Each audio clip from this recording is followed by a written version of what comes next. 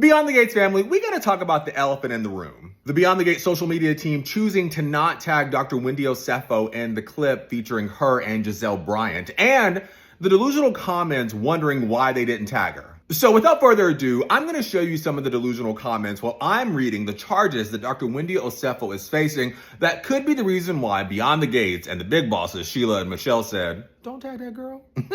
Dr. Wendy Osefo is facing 16 charges, including 7 felonies related to alleged insurance fraud, conspiracy to commit fraud, and making false statements to police. The charges stem from a 2024 burglary report for which she and her husband, Eddie Osefo, allegedly filed fraudulent insurance claims for more than $450,000 in luxury goods. The Osefos were arrested in October 2025, and their representative has stated they look forward to presenting their case in court.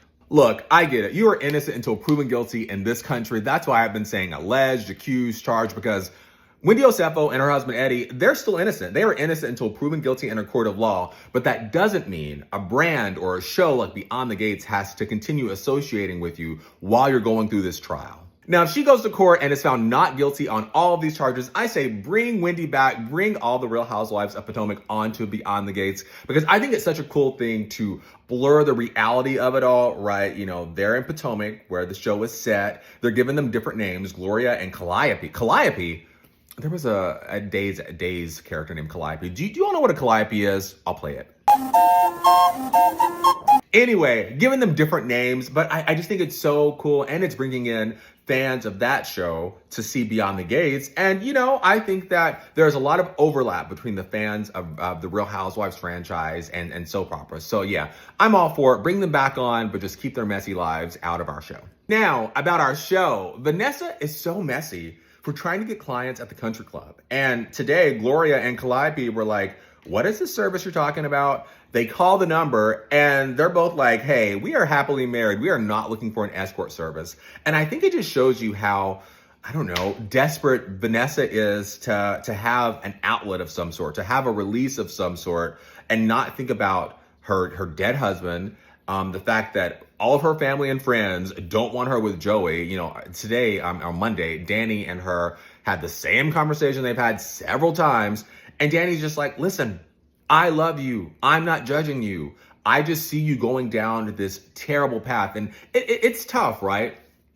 I've had friends that you tell the same thing to over and over and over, and you do it because you love them. And I think this is just, oh my gosh, I'm not gonna cry. Wow.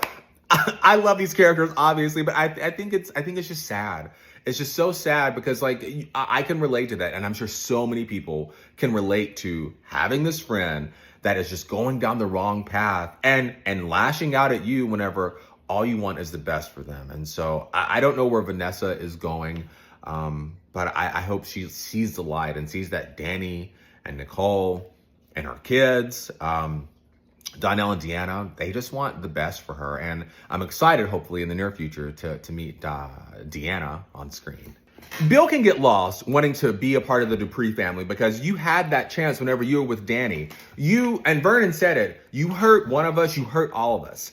Throughout their whole marriage, he was cheating on her. That's been very clear. And they can't soften us up this week for a reunion. Don't do that. I'm not falling for it, and I will never get Dani and Bill back together because you just don't get to have your cake and eat it too, as the saying goes. You don't get to have this loving family that brought you in like a son, that mentored you, Vernon did, Anita did, and then treat their daughter like crap, and then be boo-hoo-hoo so sad that you're no longer a part of this family because of the actions you did. So I'm not even sure why he went over there to talk to Vernon about anything, because it's like, you made this bed and you have to lay in it. And like you said, you're happy with Haley. So what is it? Go back home and get poisoned. Bye. Derek can get on somewhere given Ashley this tongue lashing, right? So he's in the hospital. He sees Andre. He freaks out, whatever. Then he sees Ashley and he is accosting her and asking her all these questions. And I'm like, girl, you are done with him. Y'all are done. You don't owe your ex any explanation. Like,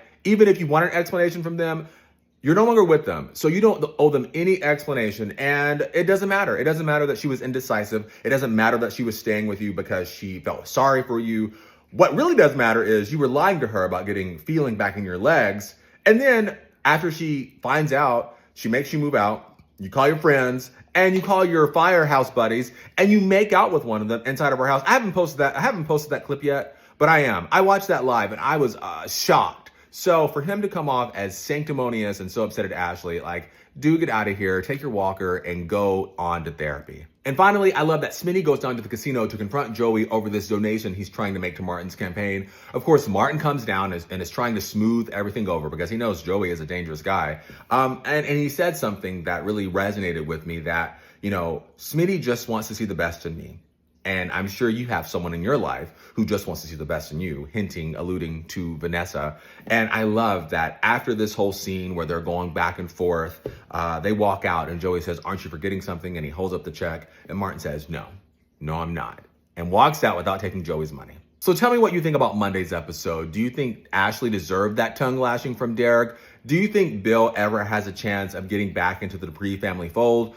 Do you think the Housewives being on the show is a good thing? I want to know. Like, you all have a lot of opinions. You let me know in the comments and the DMs. But yeah, be sure you're commenting, sharing, posting, liking. And also, if you're on Facebook, go over to Beyond the Gates T on Facebook, where I'm going to be posting a lot of this stuff and more things. And I'm excited to finally get over there and stop the misinformation that all those bot pages are running about Beyond the Gates, because, oh my gosh, I can go on a rant about this, but I see so much crazy stuff. And I've had people in my life, family and friends, who were like, "Did you know so-and-so's leaving the show?" I go look it up and it's on one of those bot pages that's ran out of Vietnam. So yeah, follow me, Beyond the Gates T, for all the real news about Beyond the Gates.